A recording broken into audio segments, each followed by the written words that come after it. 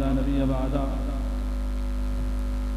أعوذ بالله السميع العليم من الشيطان الرجيم من همزه ونفخه ونفثه. بسم الله الرحمن الرحيم. ذلك الكتاب لا ريب فيه. یہ قرآن مجید وہ مقدس کتاب ہے جس کے بارے خود رب تعالیٰ کہتے ہیں کہ یہ ایسی کتاب ہے اس میں شک کی گنجائش ہی نہیں. خاموش ہو جائے بھائی، مختصر وقت میں ہم انشاءاللہ ختم کرنے والے ہیں. اور یہ وہ کتاب جس نے اس کو نازل کیا وہ رب العالمین ہے، اور جو اس کتاب کو اتارنے والا ہے وہ روح الامین ہے، وہ بھی امانت دار ہے. وَإِنَّهُ لَتَنزِيلُ رَبُّ الْعَالَمِينَ. فرمائے اس کتاب کا اتارنے والا رب العالمین ہے. نزل بہ الروح الامین. اور جس نے اس کو پیغمبر کے دل اطہر پہ اتارا وہ روح الامین، وہ بھی امانت دار ہے. اور جو یہ قرآن جس پیغمبر پہ اترا ہے وہ بھی صادق الامین ہے. اور یہ قرآن مجید عظمت والی کتاب ہے. الحمدللہ کثیر تعداد بچوں نے قرآن مجید کو حفظ کیا. یہ سعادت ہے مدرسے کے لیے بھی، ہمارے لیے بھی.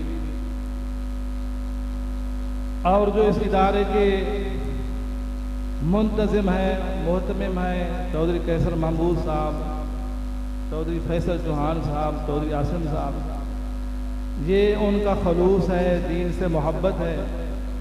آج اللہ تعالیٰ نے درجن حفاظ اس ادارے کے لیے کھڑے بھی کیے ہیں اور قرآن مجید کو پڑھ کے آگے بھی جو سنا رہے ہیں، پڑھ رہے ہیں. اور میں دعا کرتا ہوں ان دو بزرگوں کو جس نے اس ادارے کی بنیاد کو رکھا،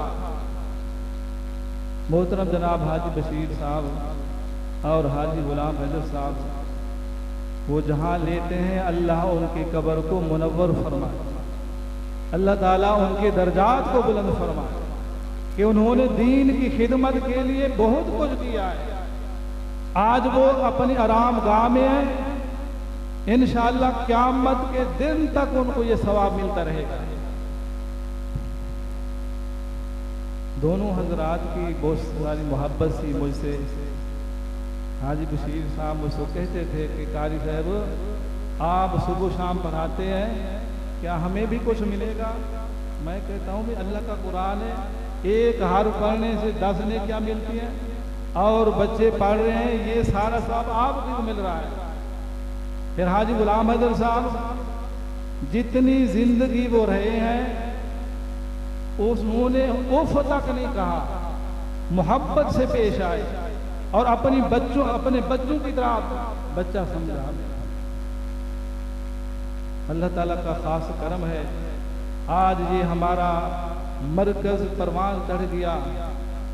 تو میں اعزازی شیلڈ کے لیے حاجی غلام حیدر صاحب کی جو دینی خدمات ہیں، میں انشاءاللہ بھائی فیصل چوہان صاحب کو تشریف لائیں.